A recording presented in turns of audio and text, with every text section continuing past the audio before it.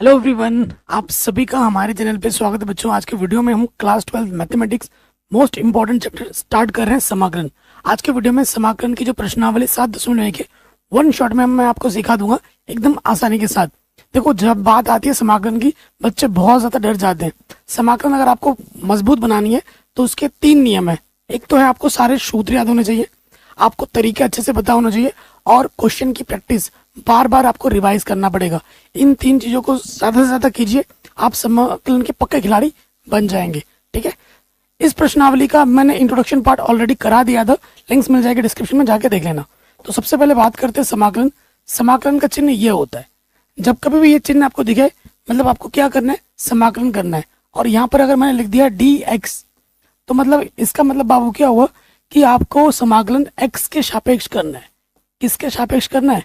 x के सापेक्ष करना है। ठीक है, जिसके सापेक्ष करना होता है उसको छोड़कर बाकी सभी क्या होते हैं?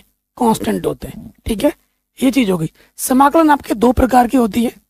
समाकलन आपके 2 प्रकार की होती है। फटाफट एक क्विक रिवीजन कर लेते हैं और उसके बाद हम प्रश्नों को स्टार्ट करेंगे। समाकलन 2 प्रकार की होती है। एक होता है निश्चित समाकलन, ठीक है, एक होता है निश्चित समाकलन, और एक होता है अनिश्चित समाकलन। दूसरा क्या होता है? अनिश्चित समाकलन।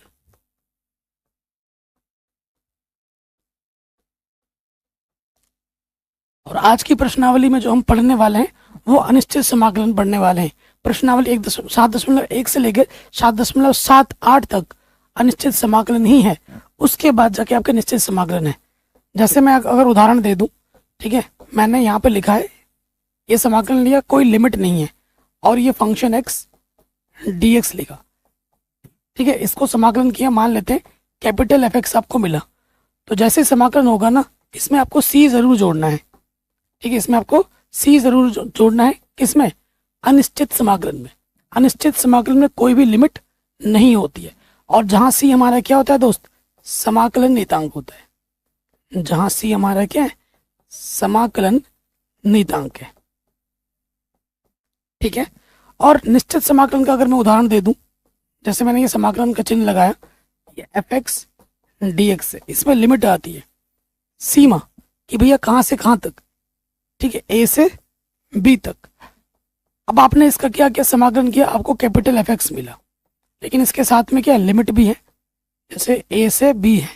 फिर आपको क्या करना होता है, एक्स के जगह पर ऊपर वाला लिमिट रखना है, माइनस एक्स के जगह पर नीचे वाला लिमिट रख देना है, और ये आपको फिर आंसर मिलेगा। और इसमें आपको सी नहीं जोड़ना है। तो ये 2 प्रकार के समाकलन हमारे सिलेबस में है, और ऐसे 2 प्रकार के ही होते हैं। अब आज जो पढ़ने वाले हैं हम, वो है अनिश्चित समाकलन। ठीक है, अनिश्चित समाकलन हम सीखेंगे। तो इससे इंट्रोडक्शन वाले वीडियो में मैंने आपको बताया था सूत्र के बारे में। समाकलन को हम प्रति अवकलज भी कहते हैं, एंटी डेरिवेटिव कहते हैं अंग्रेजी में, और समाकलन को अंग्रेजी में कहते हैं इंटीग्रल्स। ठीक है, जो अवकलज होता है उसका बिल्कुल उल्टा होता है समाकलन। तो ये सारे सूत्र मैंने इंट्रोडक्शन पार्ट में बता रखे हैं कि भैया x की पावर n का सूत्र क्या होता है, x की पावर n+1 बट्टे n+1, प्लस सी तो जुड़ेगा ही जुड़ेगा, क्योंकि ये अनिश्चित समाकलन है। और अगर n का मान -1 ना हो तो ही ये सूत्र लगेगा। अगर x की घात में -1 आ जाएगा तो ये सूत्र नहीं लगेगा, ये ध्यान रखिएगा। ठीक, सिर्फ dx का इंटीग्रेशन x होता है, cos x का इंटीग्रेशन sin x होता है, sin x का इंटीग्रेशन माइनस के cos x होता है, sec स्क्वायर x का इंटीग्रेशन tan x होता है, cos स्क्वायर x का इंटीग्रेशन माइनस के cot x होता है, sec x tan x का इंटीग्रेशन sec x होता है, और cos x cot x का इंटीग्रेशन माइनस के cos x होता है। तो ये सूत्र जो है, ठीक है, इधर वाले जो दाईं तरफ है, ये आपको याद होने ही चाहिए। बिना सूत्र के आप क्वेश्चन हिला ही नहीं सकते। ठीक है, ये ध्यान रखिएगा। उसके बाद e की पावर x का इंटीग्रेशन e की पावर x होता है, 1/x का इंटीग्रेशन log x होता है, a की पावर x का इंटीग्रेशन a की पावर x बट्टे में log a होता है। तो इसको कॉपी में लिख लिख के याद कर लेना। उसके बाद देखो dx, अभी इनकी हमें जरूरत नहीं पड़ेगी, ये जो है ना, इनकी अभी हमें जरूरत नहीं है। फिलहाल याद तो करना ही पड़ेगा, आगे चल के ये भी हमें चाहिए होगा, लेकिन 7.1 में इनकी जरूरत फिलहाल नहीं है, लेकिन आप लिख के याद कर लेना। इनकी जरूरत पड़ेगी 7.8 के बाद। ठीक है, बट याद जरूर कर लेना। अगर आपको सूत्र वगैरह याद हैं, सारी चीजें पता है, बेसिक मैंने ऑलरेडी पढ़ा रखा है, सिखा रखा है, तो अब हम आ जाते हैं प्रश्नावली 7.1 क्लास 12 मैथमेटिक्स में। मैथमेटिक्स प्रश्नावली 7.1 का जो पहला प्रश्न है वो आपसे क्या बोल रहा है, देखिए कह रहे निम्नलिखित फलनों के प्रति अवकलज मतलब समाकलन ज्ञात कीजिए, किसके विधि द्वारा, निरीक्षण विधि द्वारा। और बोर्ड एग्जाम में निरीक्षण विधि ना के बराबर आता है, बहुत से टीचर इस विधि को कराते भी नहीं है क्वेश्चनों को, बट मैं आपको पहले सिंपल विधि से सिखाता हूँ जिनसे हम सारे प्रश्न में हल करने हैं, उसके बाद जाके इन प्रश्नों को हम निरीक्षण विधि से भी हल करेंगे एक एक करके, ठीक है। तो पहले साधारण विधि जो है, जो नॉर्मल मेथड है, उस पे हम आ जाते हैं। पहले वाला क्या है, sin 2x dx का हमें क्या करना है, इंटीग्रेशन करना है, ठीक है। तो sin x का इंटीग्रेशन क्या होता है, माइनस के cos x, और x की जगह पर यहाँ पर 2x है। समाकलन में क्या होता है, जो भी x का गुणज होता है वो बट्टे में लगता है, और अवकलज में क्या होता था, जो भी x का गुणज होता है वो गुणे में लगता था। तो समाकलन में बट्टे में आ जाते हैं, x का गुणज क्या था 2, बट्टे में आ गया, हो गया समाकलन खत्म, प्लस c, ठीक है। ये आ गया आंसर आपका, एक लाइन में खत्म, जहां सी हमारा क्या है, जहां सी हमारा समाकलन नेतांक है। इतना आसान होता है समाकलन।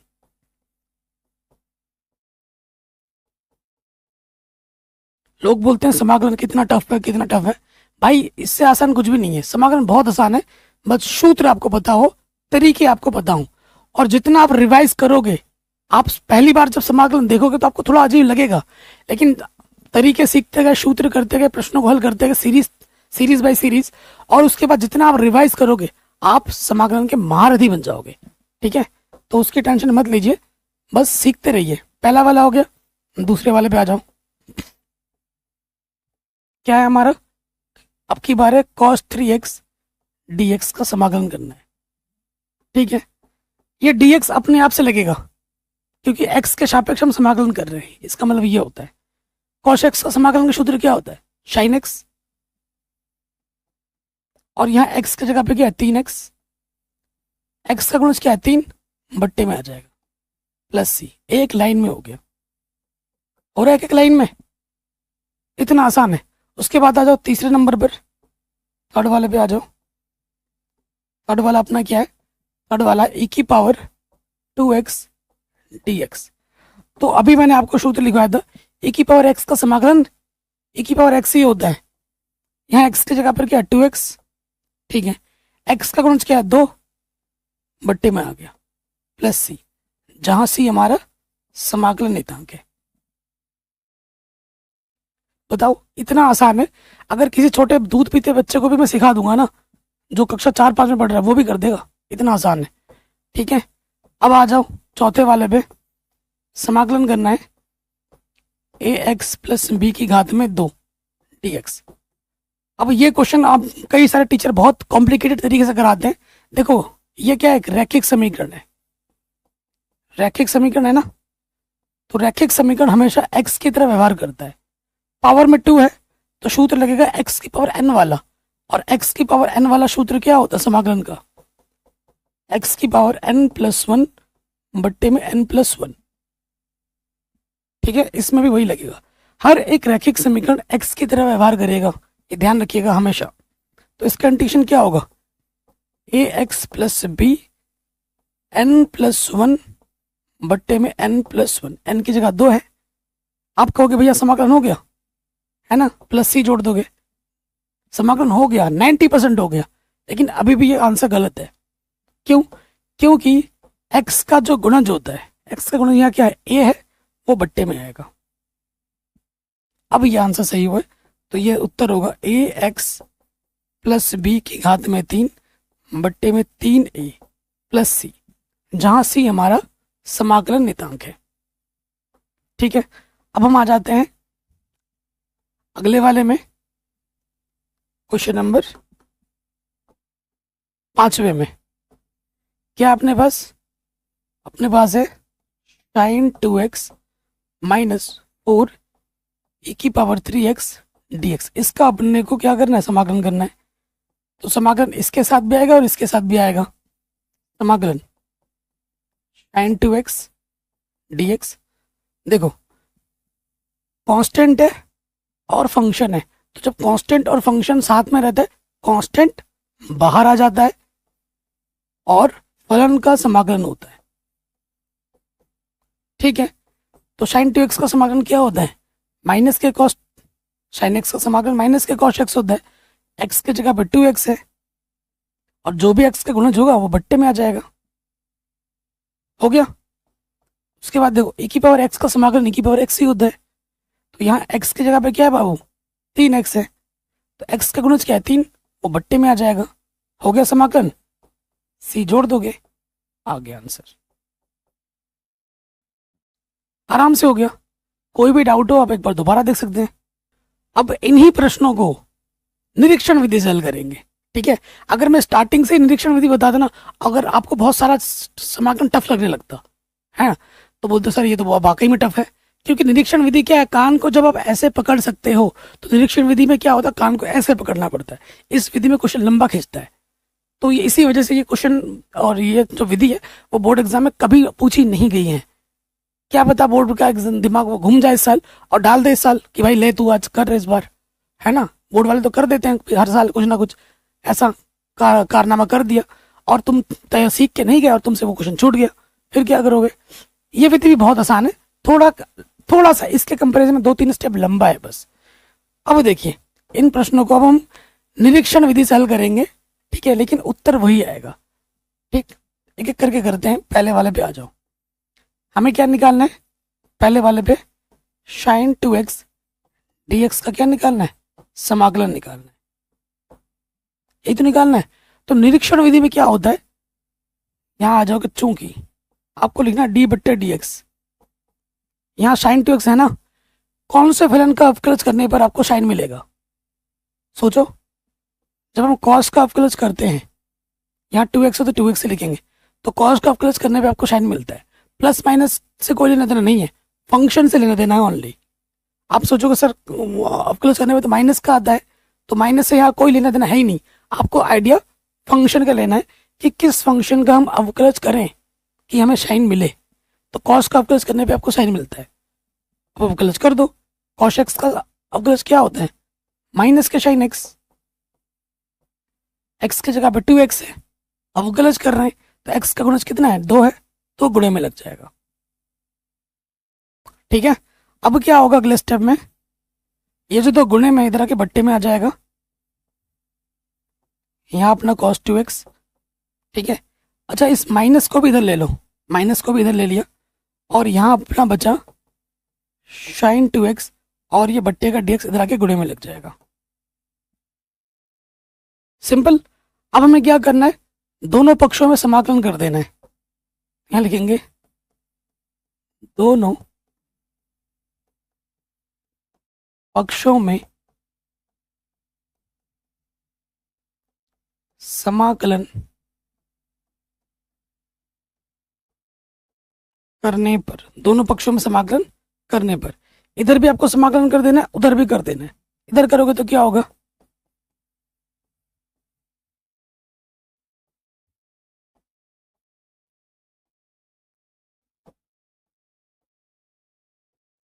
ठीक। तो देखो ये चीज तो अपने को निकालनी है ना, sin 2x dx का समाकलन अपने को निकालना है, ये चीज तो निकालनी है। अब यहाँ देखो, यहाँ क्या देखो कि ये जो समाकलन है और ये जो अवकलज है, ये एक दूसरे के जानी दुश्मन है, जो कि एक थाली में कभी खाना खा नहीं सकते, है ना। दो दो इंसान की एक बीवी हो सकती है आज के जमाने में, नहीं हो सकती, है ना। तो जब भी समाकलन और अवकलज एक साथ हो, वो दोनों के दोनों गायब हो जाते हैं, हट जाते हैं। तो यहाँ से क्या बचेगा, यहाँ से बचेगा ओनली माइनस के 1/2 क्या cos 2x। ठीक है, और इधर अपने को जो निकालना है वो आ गया sin 2x dx का अपने को क्या निकालना है, इंटीग्रेशन, यही तो होता है। इसको ढंग से लिख लो, ये आ जाएगा cos 2x अपॉन में 2 माइनस का इंटीग्रेशन हो गया, c इधर जोड़ दो, यही अपने को निकालना था, यही अपने को निकालना था। आ गया आंसर। तो पहले वाले तरीके में एक लाइन में आंसर था। अब आप देखो निरीक्षण विधि में कितने लाइन लगे, 1 2 3 4 लाइन में आ गया उत्तर। तो थोड़ा सा लंबा है लेकिन आसान ये भी है, ये नहीं कह सकते कि बहुत टफ है, आसान तो ये भी है। ठीक है, सीखना हमें सब कुछ है। अब हम आते हैं नेक्स्ट दूसरे वाले में। दूसरे वाले में आ जाओ, नंबर 2। क्या करना है अपने को, cos 3x dx, इसका अपने को समाकलन निकालना है। सोचो, d बट्टे डी एक्स, किसका हम अवकलज करें कि हमें कॉस मिले, साइन का। यहाँ एंगल में 3x है तो यहाँ 3x लिखोगे। साइन x का अवकलज क्या होता है, कॉस x, x की जगह पे 3x है, लिख दिया। x का गुणज क्या है, 3, अवकलज में वो गुणे में लग जाता है। अब ये 3 इधर आ जाएगा, d बट्टे 3, यहाँ अपने पास है साइन 3x, और इधर बचेगा सिर्फ cos 3x बट्टे का dx, इधर आके गुणे में लग जाएगा। सिंपल, कोई दिक्कत, कोई परेशानी नहीं होगी। अब हम क्या करेंगे, दोनों पक्षों में समाकलन कर देंगे, इधर भी समाकलन करेंगे, इधर भी समाकलन करेंगे। समाकलन और अवकलज साथ में कभी नहीं रहते, तो ये हट जाएगा। यहां से क्या बचेगा, साइन 3x बट्टे में क्या है 3, और इधर अपने पास क्या है cos 3x dx, जो अपने को निकालना था। ये इंटीग्रेशन होता है, इंटीग्रेशन हो चुका है, तो यहां सी जोड़ दो, आंसर। बड़े आराम से हो गया, कोई दिक्कत, कोई परेशानी नहीं होगी, है ना, आराम से बन गया। आगे बढ़ते हैं, थर्ड वाले पे आ जाओ। हमें निकालना है e की पावर 2x dx का इंटीग्रेशन। निरीक्षण विधि लगाएंगे। देखो, e की पावर x का अवकलज तो e की पावर x ही होता है, किसका अवकलज करेंगे, e की पावर 2x मिले, e की पावर 2x का ही अवकलज करना पड़ेगा। तो e की पावर 2x का अवकलज, e की पावर 2x, x का जो भी गुणज है वो गुणे में लग जाता है, लगा दिया। अब क्या होगा, जो गुणे में इधर के बट्टे में आ जाएगा, और बट्टे का dx इस तरह के गुणे में आ जाएगा।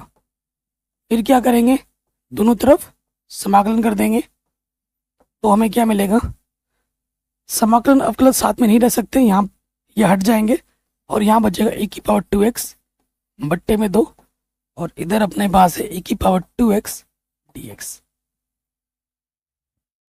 ये हट गया, यही तो बचा, और समाकलन हो चुका है, तो यहाँ c जोड़ दो, आंसर। c हमारा क्या दोस्त, c हमारा समाकलन नियतांक है। तो ये क्वेश्चन भी हो गया। आगे बढ़ते हैं, स्क्रीनशॉट ले लिया आपने। आगे बढ़ते हैं, नेक्स्ट क्वेश्चन पे आ जाते हैं। क्वेश्चन नंबर 4 क्या है, ax प्लस बी की पावर 2 dx, इसका हमें क्या करना है, समाकलन करना है। तो क्या होगा, चूंकि देखो ये रैखिक समीकरण है, तो रैखिक समीकरण x की तरह व्यवहार करता है, रैखिक समीकरण x की तरह व्यवहार करता है, और x की पावर में क्या है 2, ठीक है। तो जब भी ऐसे प्रश्न आएंगे, अवकलज करने पर पावर में 2 आना चाहिए, तो कौन सा फंक्शन लोगे, एक पावर बढ़ा दोगे, एक पावर क्या करोगे, बढ़ा दोगे। ax प्लस बी की पावर 2 है ना, तो यहाँ 3 कर दोगे, x की पावर n वाला सूत्र लग जाएगा, अवकलज करोगे, पावर सामने आ जाएगी, और एक घात कम हो जाएगी, 3 में से एक घात कम होगी ना, nx n-1 होता है, कक्षा 11 से पढ़ रहे हो, और x का जो गुणज है वो गुणे में लग जाता है अवकलज में, ठीक है। अवकलज आना चाहिए, नहीं तो दिक्कत हो जाएगी, ठीक है। अब क्या होगा, डी, ये 3a जो गुणे में था इधर के बट्टे में आ जाएगा, और यहाँ अपने पास है ax प्लस बी की घात में 3, और इधर अपने पास है ax प्लस बी की घात में 2, बट्टे का dx इधर आके गुणे में लग गया। अब हमें क्या करना है, इधर भी समाकलन करना है, इधर भी समाकलन करना है, कर दिया।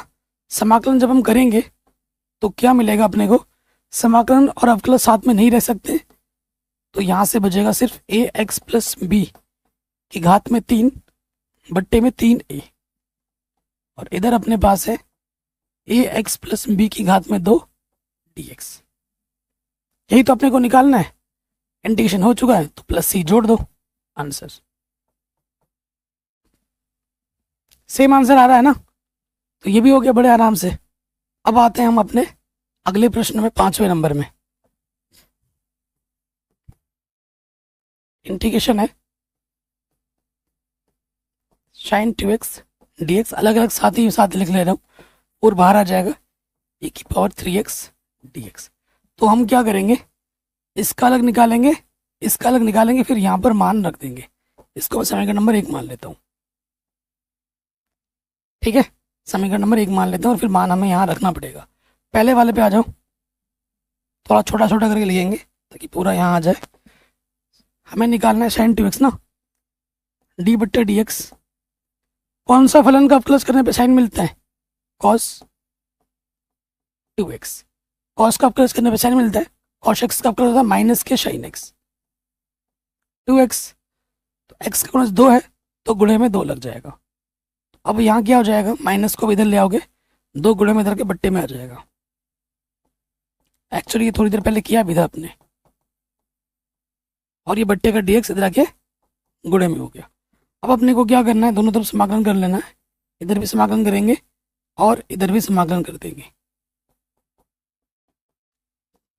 तो समाकलन अवकलन साथ में नहीं रहते, हट जाते हैं, तो यहाँ से बचेगा माइनस के cos 2x अपॉन में 2, ये हमें मिल गया sin 2x का समाकलन, समीकरण नंबर 1।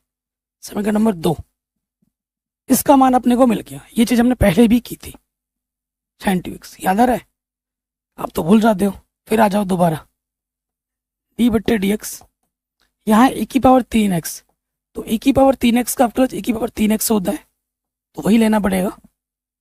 e की पावर 3x का अवकलज e की पावर 3x, x का गुणज जो भी है वो गुणे में लग जाएगा। अगले स्टेप में क्या होगा, 3 गुणे में इधर के बट्टे में आ जाएगा, ठीक है, यहाँ पर है e की पावर 3x, ये बट्टे का dx इधर के गुणे में हो गया। अब क्या करोगे, दोनों तरफ समाकलन करोगे, इधर भी समाकलन, इधर भी समाकलन। समाकलन और अवकलन साथ में नहीं रहते, हट जाएगा, तो ये आ जाएगा e की पावर 3x बट्टे में 3 e की पावर 3x dx। तो इसका मान भी अपने को मिल गया। c मैंने जोड़ा नहीं, देखो इसमें भी नहीं जोड़ा, उसमें भी नहीं जोड़ा, क्योंकि c एक बार ही जोड़ता है, ये नहीं कि 2 समाकलन तो 2 बार c जोड़ दोगे, c आपका एक ही बार जुड़ेगा, ये ध्यान रखिए। अब इन मानों को उठाकर यहाँ रख दो, आंसर आ जाएगा। तो ये आ जाएगा माइनस के cos 2x अपॉन में 2, 4 गुणे में, और इधर अपने को मिला था e की पावर 3x बट्टे में कितना है 3, समाकलन हो गया, c जोड़ दो, ये आंसर आ जाएगा। जहां c हमारा क्या दोस्त, समाकलन नियतांक है। हो गया, कोई डाउट, कोई दिक्कत नहीं होगी। तो समाकलन को मैंने सिंपल विधि से किया, सिंपल विधि ही पूरे सिलेबस में आपको मिलेगी, ये निरीक्षण विधि सिर्फ इसी क्वेश्चन में ही था 5 तक। अब आगे जो प्रश्न हम करने वाले उस सिंपल विधि से ही होगी, बस आपको सूत्र अच्छे से याद होना चाहिए, ठीक है, सूत्र के बिना कुछ भी नहीं है। मैं बार बार बोल रहा हूँ, समाकलन के लिए 3 चीज इंपॉर्टेंट है, सूत्र, तरीका और रिवीजन। जिस बच्चे, और समाकलन मैंने शुरू भी इसलिए जल्दी कर दिया क्योंकि आपको समाकलन पता है कितना बड़ा चैप्टर है। अब मैं 3 महीने बाद अगर स्टार्ट करूंगा तो भाई कब खत्म करोगे और कब रिवाइज करोगे। रिवीजन एक बार नहीं करना है, समाकलन चैप्टर को आपको कम से कम 4 से 5 बार रिवाइज करोगे। जितना रिवाइज करोगे उतना ज्यादा आप सीखोगे, ये ध्यान रखना मेरे वर्ड को। अगले प्रश्न में आते हैं। अब यहाँ यहाँ लिखा हुआ है ना, निम्नलिखित समाकलनों को ज्ञात कीजिए, सिर्फ समाकलन लिखा है। अब यहाँ निरीक्षण फिरीक्षण नहीं लिखा है, निरीक्षण लिखा आएगा तो ही निरीक्षण से करना है, अन्यथा नहीं, ठीक है। चलिए एक एक करके करते हैं, छठे में आ जाते हैं। कोई भी समाकलन हो आई मान लिया करो, ठीक है। आई की बहुत ज़्यादा ज़रूरत पड़ेगी, अभी तो नहीं पड़ेगी, लेकिन आगे जब बढ़ते जाओगे 6.78 के बाद तब आई की बहुत ज़रूरत पड़ेगी। ये इंटीग्रेशन अपने को निकालना है, तो आप जानते हैं इंटीग्रेशन हर फलन के साथ आ जाता है, इसके साथ भी आएगा, इसके साथ भी आएगा। 4 कांस्टेंट है, बाहर आ गया, की पावर 3x dx, और dx से कम dx इंटीग्रेशन। सारा खेल ही सूत्र का है। e की पावर x का इंटीग्रेशन e की पावर x ही होता है, 3x है तो वही आएगा। x का गुणज कितना है 3, तो वो आ जाएगा बट्टे में। और dx का इंटीग्रेशन क्या होता है, डायरेक्ट फॉर्मूला है, x होता है। इंटीग्रेशन हो गया, c जोड़ दोगे, जहां c हमारा क्या है, समाकलन नियतांक। अब खुद देखो 2 लाइन में हो गया, 2 लाइन में हो गया, हमें सूत्र पता है, हमें तरीका पता है, 2 लाइन में हो गया। अगले वाले प्रश्न में आ जाओ। हमेशा सोचना है कि मैं जो क्वेश्चन अपने को दे रखा है उसको मैं किस सूत्र के रूप में ढाल सकता हूं। जो सूत्र तुमने अभी तक सीखे हैं तो आपका दिमाग खुद ही खुद बोलेगा कि भाई ये कर वो कर। 7वें में आ जाओ। इंटीग्रेशन अपने पास है x square 1 minus 1/x² dx। तो देखो एक्स स्क्वायर से अगर अंदर गुणा करें, एक्स स्क्वायर एकम x² dx, अलग अलग ले रहा हूँ साथ ही साथ। फिर एक्स स्क्वायर एकम x² बट्टे में भी x², इधर है dx। ठीक है, तो एक्स स्क्वायर से एक्स स्क्वायर कटा, क्या बचा इधर अपना x²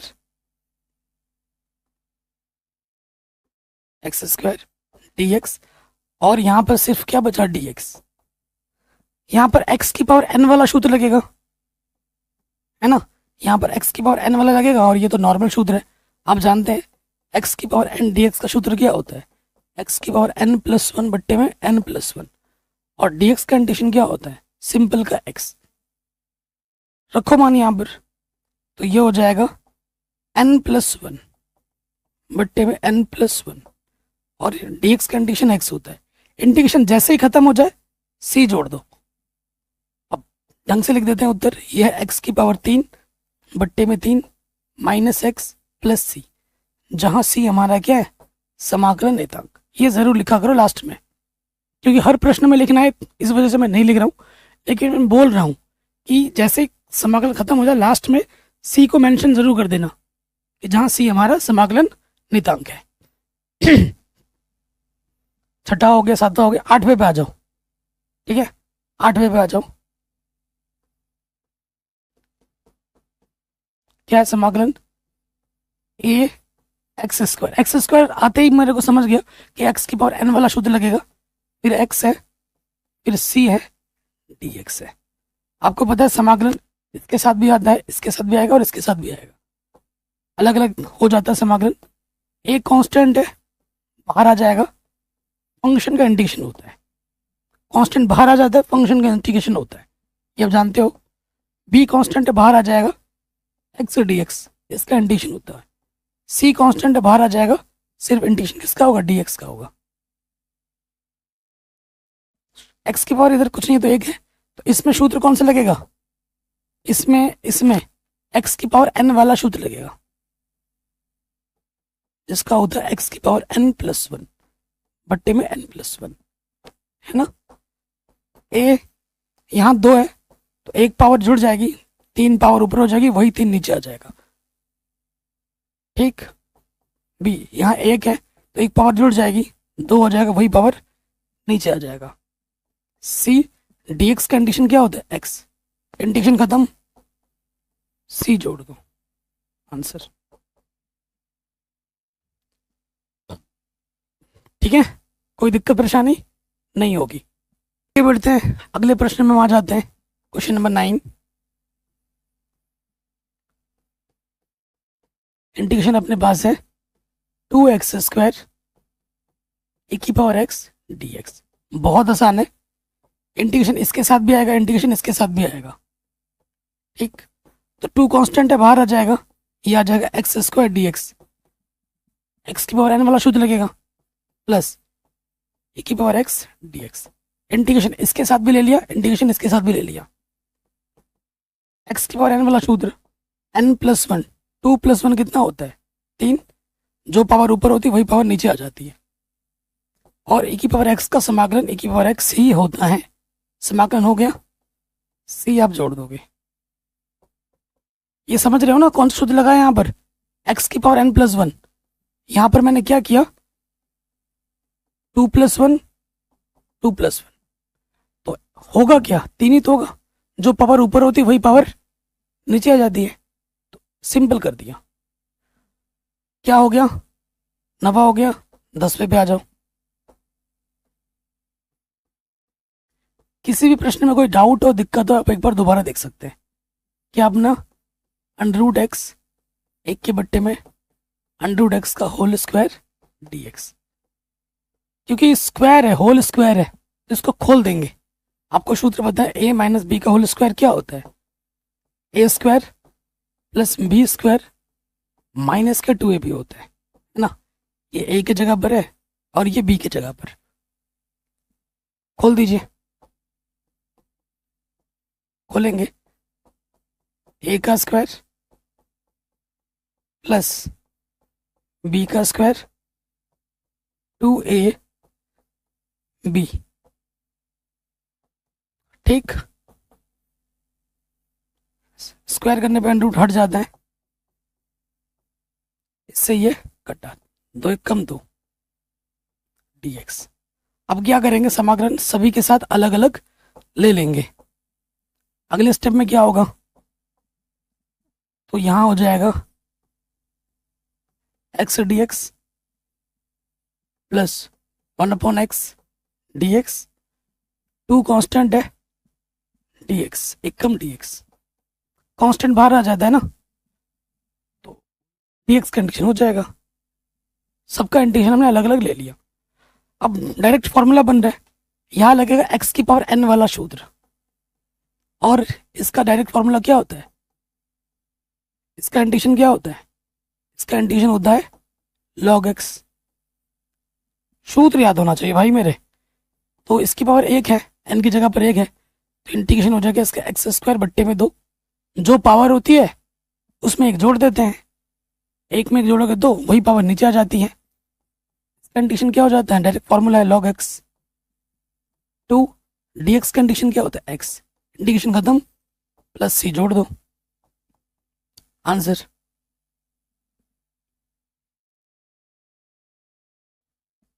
सिंपल, आराम से हो गया। अगले क्वेश्चन पे आ जाओ, क्वेश्चन नंबर 11।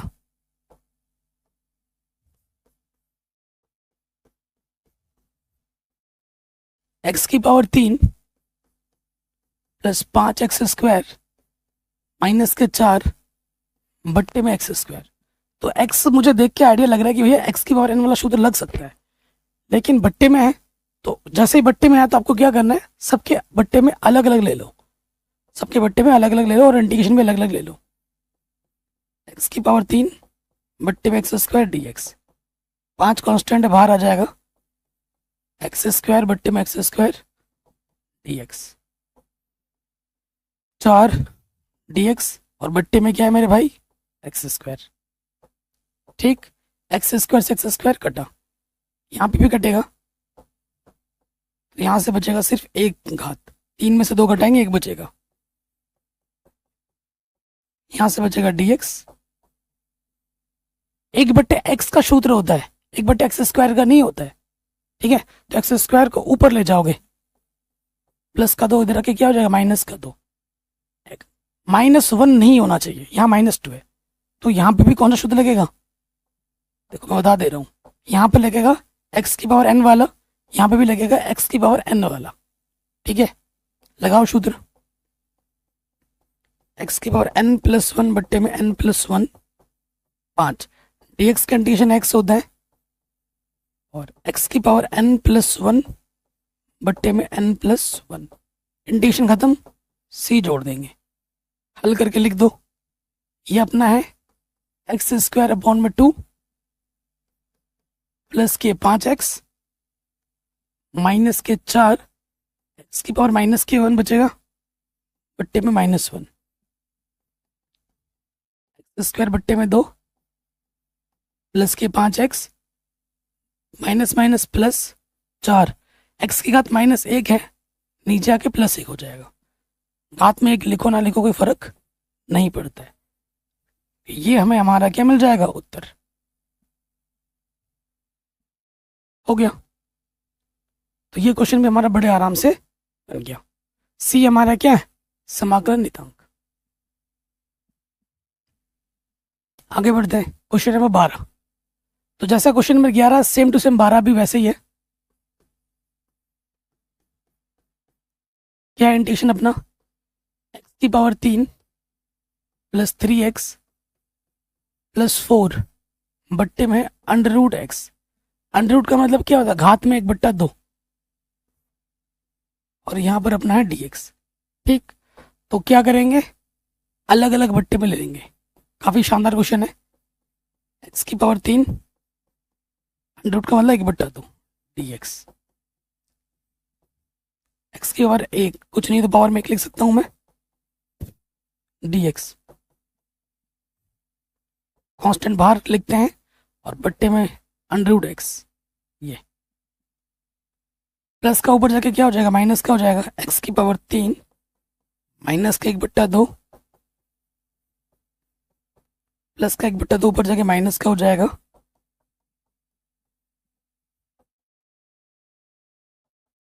ठीक है, कोई दिक्कत परेशानी यहाँ तक नहीं होगी। अब देखो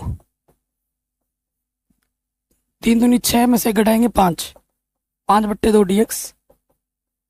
1 में से आधा घटाएंगे, आधा बचेगा dx। और ये तो माइनस का आधा है dx। तो इन सब में कौन सा सूत्र लगेगा, x की पावर n वाला सूत्र लगेगा। पावर में है ना, x की पावर n के रूप में है, बस n का मान -1 नहीं होना चाहिए, किसी में भी -1 नहीं है, सब में एक ही सूत्र लगेगा। लगा देते हैं। तो x की पावर n+1 बट्टे में n+1, फिर अपना है इधर 3, x की पावर में n+1 बट्टे में n+1 और x की पावर n+1 बट्टे में n+1। इंटीग्रेशन खत्म, c जोड़ देंगे। 5 और 2 7, x की पावर आ जाएगा 7/2, बट्टे में भी वही आ जाएगा 7/2। 2 और 1 3, x की पावर 3/2, 3/2। ठीक है, 1 में से आधा घटाओगे, आधा बचेगा। x की पावर आधा, नीचे भी आधा बचा, तो ये बट्टे का आ जाएगा ऊपर, ये हो जाएगा 2/7। x की पावर 7/2, 3 से 3 घटा, बट्टे वाला आ जाएगा ऊपर 2, x की पावर 3/2 ऊपर आ जाएगा गुणे में 4 दूनी 8, x की पावर 1/2 प्लस c। तो c हमारा क्या है दोस्त, समाकलन नियतांक। आराम से बन गया। अगले क्वेश्चन पे आ जाते हैं। ठीक है, देखो इसमें इंडिविजुअली x था तो हम अलग अलग बट्टे ले रहे थे, इसमें अलग अलग बट्टे नहीं ले सकता क्योंकि यह सिंपल x नहीं है, x के साथ -1 भी आ रहा है। तो मुझे इससे आइडिया लग रहा है कि मैं अलग अलग बट्टे x करके तो नहीं ले सकता, उससे बात नहीं बनेगी। ऊपर मुझे क्या करना पड़ेगा, गुणनखंड करना पड़ेगा। ठीक है, तभी बात बनेगी। 13वां प्रश्न बहुत शानदार है। तो देखिए क्या दे रखा है प्रश्न में, x की घात 3 x² x -1 ये चीज है, गुणे में है dx। अब आप देखो कोई भी चीज जो मैं कर रहा हूँ वो रफ में नहीं करना है, सारा फेयर में करना है। इसका मैं गुणनखंड करूंगा, x की पावर 3 -x² x -1। तो मैं क्या करूंगा, इधर से एक जोड़ा बनाऊंगा और इधर से एक जोड़ा बनाऊंगा। गुणनखंड बनाना चाहता हूं मैं, तो यहाँ से पहले वाले से x² का भागा जाएगा कम से कम, यहाँ से x बचेगा और यहाँ से 1, प्लस का चिन्ह लगा देंगे। इधर से कुछ भी उपनिष्ठ नहीं है, तो जब कुछ भी उपनिष्ठ नहीं होता है तो 1 होता है, और जब 1 निकालते पूरा का पूरा वही आ जाता है। ये चीज़ और ये चीज़ सेम टू सेम आ गई, यानी कि आपने सही किया है। तो गुणनखंड बनाने के लिए जो 2 बार है उसे आप 1 बार लिखोगे, और जो उपनिष्ठ निकाला था हमने उसे दूसरे वाले ब्रैकेट में लिख दोगे। ये मान उठाकर मैं यहाँ पर रख सकता हूँ। फायदा क्या होगा, x -1 यहाँ दिख रहा है, यहाँ भी दिख रहा है, कट जाएगा। ठीक है, हट जाएगा। तो इंटीग्रेशन का रूप कैसा हो जाएगा, इंटीग्रेशन कैसा हो जाएगा, इसके जगह पे हम मान रखेंगे x -1 x² + 1 dx। बट्टे में भी क्या है, x -1 है कि नहीं। तो आप देखोगे x -1 से x -1 क्या होगा, कटा, क्या बचा अपना x² + 1 dx। अलग अलग ले लेंगे अब, x² dx, dx से कम dx। इंटीग्रेशन इसके साथ भी ले लिया, इंटीग्रेशन इसके साथ भी ले लिया। x की पावर n वाला सूत्र यहाँ लगेगा और ये dx वाला सूत्र यहाँ लगेगा। x की पावर n+1 बट्टे में n+1 और dx का इंटीग्रेशन x होता है। इंटीग्रेशन खत्म, c जोड़ देंगे, आंसर।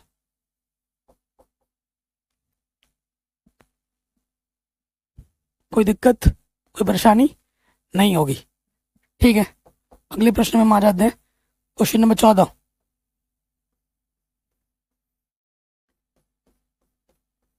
क्या है इंटीग्रेशन में 1 माइनस एक्स और इधर अपना है रूट एक्स dx, गुणे में है रूट एक्स।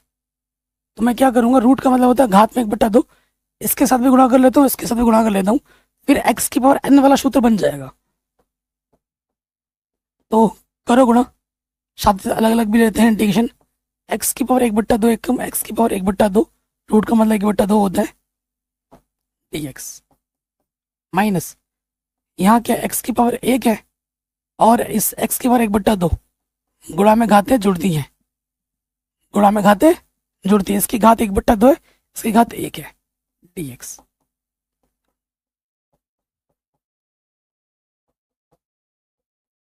दो और एक 3/2, x की पावर n वाला सूत्र यहाँ पे भी लगेगा, x की पावर n वाला सूत्र यहाँ पे भी लगेगा।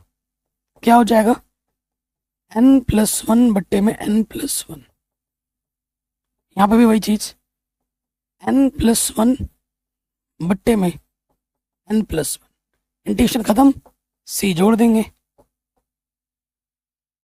इंटीग्रेशन खत्म हो जाएगा, c जोड़ देंगे। तो यहाँ क्या हो जाएगा, x की पावर 3/2 और यहाँ पे भी हो जाएगा x की पावर 3/2 माइनस 3 और 2 5, x की पावर 5/2, यहाँ पे भी हो जाएगा 5/2, इंटीग्रेशन खत्म, c जोड़ रखा है हमने। तो ये बट्टे का आ जाता है ऊपर गुणे में, ये हो जाएगा 2/3, x की पावर में 3/2, बट्टे वाला आ जाता है ऊपर गुणे में 2/5 और x की पावर है 5/2 प्लस c, जहां c हमारा क्या है, समाकलन नियतांक। हो गया बड़े आराम से, ठीक। अगले प्रश्न में हम आ जाते हैं, सेम लॉजिक से ये वाला भी होगा। √x के अंदर क्या करना है, आपको गुणा करना है,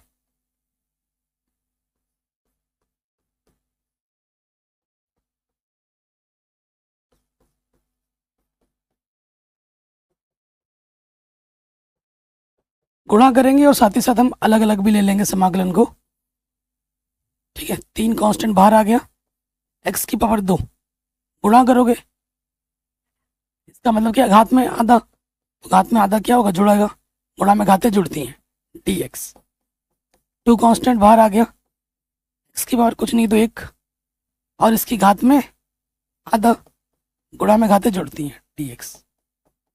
3 कांस्टेंट बाहर और ये x की घात में 1/2, इधर कुछ नहीं है ना, तो सिंपल वही आ जाएगा। अंदर हमने क्या कर दिया, गुणा कर दिया, सिंपल। अब ये हो जाएगा 2 दूनी 4 और 1 5, x की पावर में 5/2 dx, x की पावर में 2 और 1 3, 3/2 dx, और ये है x की पावर में 1/2 dx। तो सब में सूत्र कौन सा लग रहा है, x की पावर n, x की पावर n, x की पावर n, लगा दो सूत्र x की पावर n वाला, n+1 बट्टे में n+1, n+1 बट्टे में n+1, n+1 बट्टे में n+1, ठीक है। इंटीग्रेशन खत्म, c जोड़ देंगे। आगे आ जाओ, यहाँ अपना हो जाएगा 3, 5 और 2 7, x की पावर में 7/2, नीचे भी वही आ जाएगा 7/2, फिर अपना है 2, 3 और 2 5, x की पावर में 5/2, यहाँ पे वही आ जाएगा 5/2, 3 x की पावर में 2 और 1 3/2, नीचे भी आ जाएगा 3/2 प्लस c। कुछ कट पिट रहा है क्या, इस 3 से ये 3 कटा और ये ऊपर आ जाएगा 2 3 6 बट्टे में 7, एक्स की पावर में 7 बट्टा 2, 2 दूनी 4 बट्टे में है 5, एक्स की पावर में आ जाएगा 5 बट्टा 2, ये बट्टे का 2 आ जाएगा ऊपर 2 एक्स की पावर 3 बट्टा 2 प्लस सी हमारा क्या है, समाकलन नियतांक। तो ये क्वेश्चन भी हमारा बड़े आराम से हो गया, स्क्रीनशॉट आप ले सकते हैं। अगले वाले में आते हैं, बहुत आसान है और बहुत इंपॉर्टेंट है। 16वां क्वेश्चन, क्या अपने पास 2x minus 3 cos x plus a की पावर x dx। तो हम क्या करेंगे, अलग अलग ले लेंगे इंटीग्रेशन को। 2 कांस्टेंट बाहर आ गया x dx, 3 कांस्टेंट बाहर आ गया cos x dx और यहां पर क्या है, ए की पावर x dx। सबके साथ समाकलन हमने अलग अलग ले ली। देखो इसकी पावर में कुछ नहीं तो एक है, यहां लगेगा x की पावर n वाला सूत्र लगाओ, 2 n प्लस 1 बट्टे में n प्लस 1 लगा दिया। cos x का कंडीशन क्या होता है, sin x, डायरेक्ट फॉर्मूला, सूत्र याद हो। ए की पावर x का समाकलन क्या होता है, ए की पावर x। समाकलन हो गया, c जोड़ दो। देखो एक और एक कितना होता है, 2, 2 से 2 कटा, यहां बचेगा एक्स स्क्वायर 3 sin x ए की power x plus c, answer. तो ये क्वेश्चन भी आपका बड़े आराम से बन गया। आगे बढ़ते हैं, जबरदस्त क्वेश्चन है सारे। 17 नंबर पे आ जाओ। इंटीग्रेशन अपना है 2x स्क्वायर माइनस के 3 sin x plus 5, under root का मतलब क्या होता है, 1/2 पावर में dx। ढंग से लिख दिया। अब क्या करेंगे, इंटीग्रेशन अलग अलग ले लेंगे। 2 कांस्टेंट बाहर आ जाएगा एक्स स्क्वायर dx, 3 कांस्टेंट बाहर आ जाएगा sin x dx, 5 कांस्टेंट बाहर आ जाएगा x की पावर 1/2 dx। इसमें लगेगा x की पावर n, इसमें भी लगेगा x की पावर n। क्या होता है, n प्लस 1 बट्टे में n plus 1, sin x condition होता है माइनस के cos x, ठीक। 5 x की पावर n प्लस 1 बट्टे में n प्लस 1, इंटीग्रेशन खत्म, c जोड़ देंगे, ठीक है। तो यहाँ हो जाएगा 2/3 x की power 3 minus minus plus 3 cos x, 2 और 1 3, ऊपर आ जाएगा 3/2, नीचे भी आ जाएगा 3/2 प्लस c। अब आप देखोगे कि ये जो बट्टे वाला है वो ऊपर आके क्या होता है, गुणे में हो जाता है। ढंग से लिख देते हैं, ये अपना है 2/3 x की पावर 3 cos x और 5 दूनी 10, 5 दूनी 10, x की पावर है 3/2 प्लस c, ठीक। जहां से हमारा क्या एक समाकलन नियतांक है। आराम से बन गया, ठीक है। अगले वाले प्रश्न में आ जाते हैं, स्क्रीनशॉट ले लिया आपने।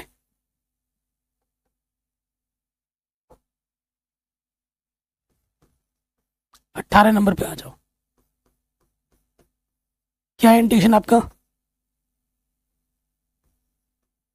शेक एक्स इंटू में shake x plus 10x dx। अब हम क्या करेंगे बाबू, शेक एक्स अंदर गुणा करेंगे और समाकलन को अलग अलग ले लेंगे। Shake x into shake x, shake square x dx plus shake x into 10x, तो शेक एक्स इंटू 10x। ये डायरेक्ट फॉर्मूला बन गया, इसका डायरेक्ट फॉर्मूला होता है। अब स्टार्टिंग में ही आपको मैंने लिखवाया था, शेक स्क्वायर एक्स का इंटीग्रेशन होता है 10x और शेक एक्स 10x का इंटीग्रेशन होता है शेक एक्स।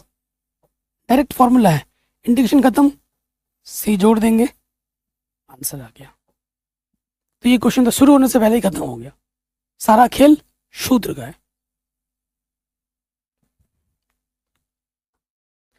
अगले वाले में आ जाऊं, बहुत ही इंपॉर्टेंट क्वेश्चन है, दोनों के दोनों एग्जाम में काफी बार पूछे गए हैं, वेरी इंपॉर्टेंट है। ठीक है, तो 19वें पे आ जाऊं।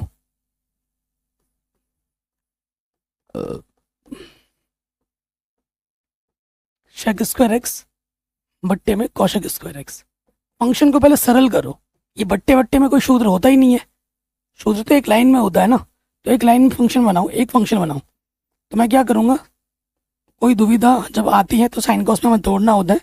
सेक स्क्वायर को हम लिखते हैं एक बट्टे कॉश स्क्वायर एक्स, और कॉसेक को लिखते हैं एक बट्टे साइन स्क्वायर एक्स, है कि नहीं बाबू। और आपको पता है इसकी गुणा इसके साथ होती है, भागा इसकी गुणा इसके साथ, तो साइन स्क्वायर एक कम साइन स्क्वायर, कॉश स्क्वायर एक कम कॉश स्क्वायर dx। आगे हल करेंगे तो साइन स्क्वायर बट्टे कॉश स्क्वायर क्या होता है, टेन स्क्वायर। फंक्शन तो एक आ गया, लेकिन मेरे दोस्त साइन स्क्वायर का, कॉश स्क्वायर का, टेन स्क्वायर का इंटीग्रेशन का कोई डायरेक्ट फार्मूला नहीं है। ठीक है, तो ऐसे जब भी आएंगे तो हमें तोड़ना फोड़ना पड़ता है सूत्रों की मदद से। तो अब जानते हैं, हम जानते हैं 1 प्लस टेन स्क्वायर एक्स क्या होता है, शेक स्क्वायर एक्स, यही होता है ना। तो अपने को क्या चाहिए, टेन स्क्वायर एक्स चाहिए, तो प्लस का एक इधर के क्या होगा, माइनस का एक, इसकी जगह पे ये मान रखो,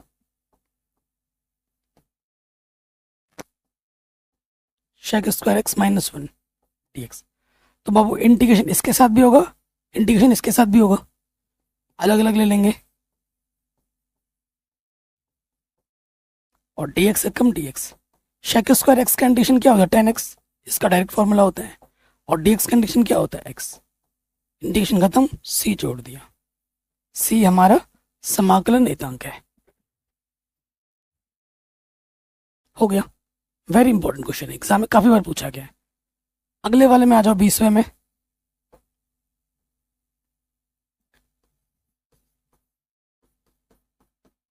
क्या है इंटीग्रेशन अपने पास, 2 माइनस के 3 साइन एक्स बट्टे में कॉस स्क्वायर एक्स। क्योंकि प्लस माइनस है ऊपर, तो हम क्या करेंगे, अलग अलग बट्टे लेंगे। 2 कांस्टेंट है, बाहर आ गया, ये हो गया एक बट्टे cos square x dx। 3 constant है, बाहर आ गया, साइन एक्स, कॉस स्क्वायर को मैं लिख सकता हूँ cos x into cos x upon में ही, है ना। कोई दिक्कत यहां तक नहीं होगी, बस अलग अलग ले लिया। 1 अपॉन कॉस क्या होता है, सेक, तो ऊपर जाके क्या हो जाएगा, सेक स्क्वायर एक्स। ठीक है, 1 अपॉन कॉस क्या होता है, सेक एक्स, और साइन अपॉन कॉस क्या होता है, टेन एक्स। अब ये डायरेक्ट फॉर्मूले होते हैं, इसका भी फॉर्मूला होता है और इसका भी फॉर्मूला होता है डायरेक्ट इंटीग्रेशन का। शेक स्क्वायर एक्स का इंटीग्रेशन क्या होता है, टेन एक्स, और शेक एक्स टेन एक्स का इंटीग्रेशन होता है शेक एक्स। ठीक है, इंटीग्रेशन खत्म, सी हम जोड़ देंगे, हो गया। अब आगे बढ़ते हैं अगले क्वेश्चन में। क्वेश्चन नंबर 21 और 22 आपके इजी क्वेश्चन है। आपको क्या निकालना है, इनके प्रति अवकलज निकालने, ऑब्जेक्टिव फॉर्म में है। एनसीईआरटी के जितने भी ऑब्जेक्टिव क्वेश्चन है वो आपके बोर्ड एग्जाम के लिए बहुत इंपॉर्टेंट है। मैं आपको बोलूं या ना बोलूं, समझ जाओ कि सारे एनसीईआरटी के जो खुद के क्वेश्चन है वो ऑब्जेक्टिव, वो बोर्ड एग्जाम के लिए बहुत ज्यादा इंपॉर्टेंट है। Direct same as it is उठा के रख दिया जाता है, कोई बदलाव नहीं होता। कह रहे हैं इस फलन का आपको प्रति अवकलज निकालना है। प्रति अवकलज बोले तो समाकलन करना है। ठीक है, करते हैं समाकलन। तो इसके साथ समाकलन आएगा, अंडर रूट का मतलब क्या होता है, 1/2 dx। अंडर रूट का मतलब 1/2 dx। तो पहले फलन को हम सरल कर लेते हैं, बट्टे का ऊपर जाके क्या हो जाएगा, माइनस का। x की पावर n इसमें भी लगेगा, x की पावर n वाला सूत्र इसमें भी लगेगा, सूत्र तो पता ही होगा ना। x की पावर n dx क्या होता है, x की पावर n+1 बट्टे में n+1। ठीक है, लगा लो। यहाँ हो जाएगा n+1 बट्टे में n+1, n+1 बट्टे में n+1, इंटीग्रेशन खत्म, c जोड़ देंगे, आगे हल करो। ये हो जाएगा x⁻³ बट्टे 2, 3/2, एक में से आधा घटाओगे आधा बचेगा,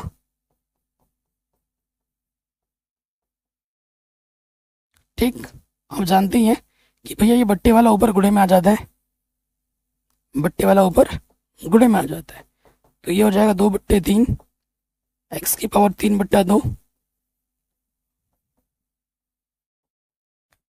अब देखो कौन सा ऑप्शन सही है, 2/3 x⁻³ बट्टा 2, 2x⁻1/2 प्लस सी, यानी कि जो आपका ऑप्शन नंबर सी है वो सही हो जाएगा, ठीक है, आराम से हो गया। अगले प्रश्न में आ जाते हैं। अगला क्वेश्चन तो बहुत ज़्यादा इंपॉर्टेंट है और इसको रिपीट मोड पे पूछा जा रहा है, इस साल भी एग्जाम में आया था। क्या बोल रहा है कि f(x) d/dx ये हमने को दे रखा है,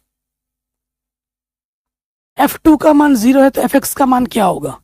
देखो भैया ये f(x) का मान अपने को निकालना है और यहाँ लगा है डेरिवेटिव अवकलज, तो जब डेरिवेटिव को मैं हटाऊंगा तभी तो आपका f(x) बचेगा, और डेरिवेटिव को हटाने के लिए क्या करना होता है, समाकलन करना होता है। निरीक्षण विधि में सिखाया था मैंने कि डेरिवेटिव और समाकलन एक साथ नहीं रह सकते। हो गया क्वेश्चन, बस हमको क्या दे रखा है लिखेंगे, दिया है गिवन, थोड़ा बहुत अंग्रेजी झाड़ देते हैं। क्या दे रखा है अपने को, d/dx f(x) क्या है अपना 4x³ माइनस 3/x⁴ ये है। तो अभी अपने को क्या करना है, इसको ढंग से लिखो, df(x) 4x³ x⁴ है, प्लस का ऊपर जाके क्या हो जाएगा, माइनस का हो जाएगा, और ये जो बट्टे का dx है इधर आके गुणे में लग जाएगा। अब मुझे क्या करना है, दोनों तरफ समाकलन करना है, इधर भी समाकलन कर दूंगा, इधर भी समाकलन कर दूंगा। तो समाकलन और अवकलज कभी साथ में नहीं रहते हैं, वो हट जाएंगे, तो यहां से क्या बचेगा, सिर्फ f(x) बचेगा। अब हमें समाकलन करना है, इसके साथ भी आ जाएगा और इसके साथ भी आ जाएगा, और बाहर x⁻³ dx, 3 बाहर x⁻⁻4 dx, ठीक। तो x⁻n+1 बट्टे में n+1, n+1 बट्टे में n+1, इंटीग्रेशन खत्म, c जोड़ देंगे। देखो 3 और 1 4, 4 से 4 कटा, ये आ गया x⁻4 3, और यहाँ पे आ जाएगा आपका माइनस का 3 है ना, और यहाँ बचेगा x⁻−3 प्लस सी, इधर अपना है f(x), तो माइनस माइनस प्लस, 3 से 3 कटा, क्या बचेगा अपने पास, f(x) बचा अपने पास x⁻4 नेगेटिव नेगेटिव पॉजिटिव, और ये माइनस का 3 नीचे के क्या हो जाएगा, प्लस का 3 पावर में, ठीक है, और ये प्लस का c है। ये अपने को f(x) मिल गया, लेकिन अगर आप उत्तर में देखोगे किसी भी ऑप्शन, किसी भी उत्तर में c नहीं है, c को हटा के रखा गया है, c को हटा के रखा गया है। तो कंडीशन में आ जाओ, f2 का मान अपने को क्या दे रखा है, 0, तो रखो 2, x की जगह पे क्या रखना है, 2 रख देना है, 2⁴ 2⁵ प्लस c, और f2 का मान क्या है मेरे भाई, f2 का मान 0 दे रखा है, इसके जगह पे हमें क्या रखना है, 0 रखना है। तो 2 को 4 बार गुणा कर, 2 दूनी 4 दूनी 8 दूनी 16, और ये 8 बार, 2 दूनी 4 दूनी 8 प्लस सी, तो ठीक है, प्लस का सी इधर क्या हो जाएगा, माइनस का सी, बट्टे में आ जाएगा 8, 16 8 128 प्लस का 1, तो सी का मान आ जाएगा 129 बट्टे 8, लेकिन ये नेगेटिव है, इधर जाएगा ना, सी का मान ये आ गया। अब आपको सी का मान उठाकर यहाँ रख देना है, रख दो सी का मान, सी का मान उठाकर यहाँ रख देना है, तो एफ एक्स आपको मिलेगा एक्स की पावर 4 प्लस 1/x की पावर 3, और सी का मान क्या है माइनस का 129/8 आंसर। अब आप देखो आपका कौन सा ऑप्शन सही है। तो ऑप्शन नंबर डी आपका क्या है, बिल्कुल सही है। तो इसी तरीके से मैंने एकदम आसान विधि के से आसान तरीकों के साथ समाकलन की जो प्रश्नावली है 7.1 क्लास 12 मैथमेटिक्स सॉल्व कर दी है। इससे पहले मैंने इसका परिचय उदाहरण सारा सॉल्व करा रखा था, वो वीडियो भी आप जरूर देखें। साथ ही साथ मैंने पूरी गणित पढ़ा रखी है, लिंक्स मिलेगी डिस्क्रिप्शन में। हमारे जो प्रीमियम कोर्सेज हैं वो हमारे एप्लीकेशन पे चालू हो चुके हैं, आप जाके ज्वाइन कर सकते हैं। ठीक है, बहुत ही अफोर्डेबल प्राइस पे आपको सारी चीज़ें मिल जाएंगी। अपना ख्याल रखें, स्टार्टिंग से रिवीजन करते रहें। दिमाग में एक बात याद रखना है, समाकलन मतलब सूत्र, तरीका, रिवीजन। जय हिंद, मिलते हैं नए वीडियो में।